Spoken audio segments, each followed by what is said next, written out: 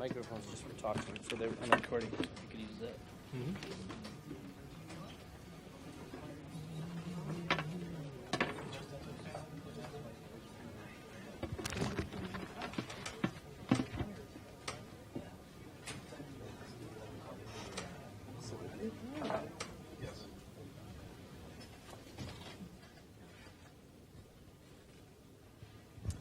How's everyone doing today? My name is Braden Senst, and I'm here to present to you Weather Express. What is Weather Express? Weather Express is an open source weather monitoring system that I've been developing over the past couple of weeks. It takes open source ideas and ideas about environmental awareness and kind of marries them together in an easy to use, cheap and efficient tool. But first of all, why don't we discuss how we got to Weather Express? As a nice Midwestern boy, I love to talk to people all the time, whenever it's inappropriate, especially at like checkout lines and everything like that. And one of my favorite sources of conversation is to ask, how about that weather? Huh?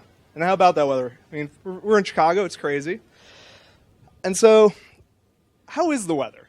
How has the Earth been doing over the past 20, 30, 40 years?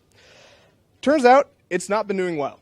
Per NASA's research, the global average temperature has increased by 1.4 degrees Fahrenheit. Atmospheric CO2 has increased by 403 parts per million. Sea level rise has increased to about 3.4 millimeters per year, putting many communities at risk of simply sinking into the sea. And we've lost about 287 metric tons of land ice in places like Greenland, Antarctica, and the like. So many people look at that data and it's scary. It's not great data, you know? So we have to ask ourselves, what do we do to help? What do we do to kind of try to push back against that? We can become citizen scientists. And while a lot of us don't have the time, money, experience to go into an official scientific role within museum institutions, academic institutions, we can do science on our own. We can help scientists and research studies collect data, analyze data, and that's a big part about what this is. So where do we go to become citizen scientists? We have to get our own, weather station, start recording things. Unfortunately, for a lot of people, $600 to $2,000 is not really within our price range, right? I mean, that's pretty ridiculous at this point. So how then do we help on a budget? We go with the Weather Express. I apologize for the photo quality, it's not great, but it's going to be a cheap and easy-to-use weather monitoring system developed in this class with an Arduino UNO, a Raspberry Pi, and a wireless adapter.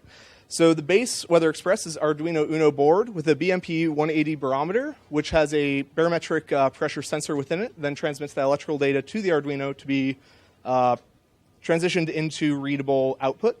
DHT11 temperature and humidity sensor, which in a similar light takes all the readings from the atmosphere around it, transmits it to electrical signals, and is then read by the Arduino, and then is connected to a Raspberry Pi 2B and a TreadNet wireless adapter.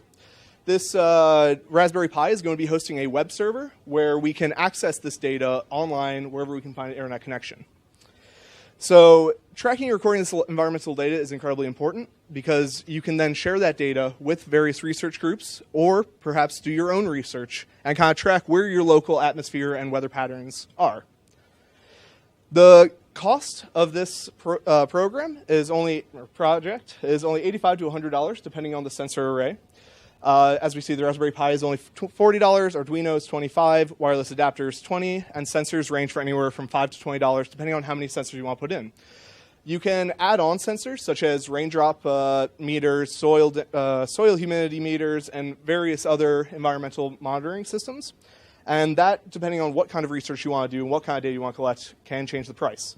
Additionally, the new Raspberry Pi 3.0, I believe, is going to be having a built-in wireless sensor or wireless adapter, meaning we can cut off $20 to that price tag in getting the new Raspberry Pi, essentially. So what's next with this project from where we are right now?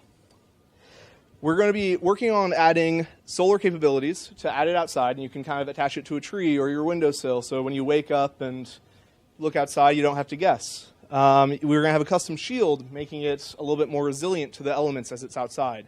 and as well as plug-and-play modular capabilities so that users can easily take off pieces, add them on, and not have to worry about it, and more connectivity between users. So all that data that's online, we want to make sure users have an ability in a community space to share that data, discuss that data, and engage with the broader community as a whole. We see that we really want to target a casual enthusiast and casual scientists, as well as schools that want cheap options for their students to learn about environmental issues, and as well as museums and anywhere else that needs cheap access to technology like this. So thank you, and I hope you all have a wonderful day.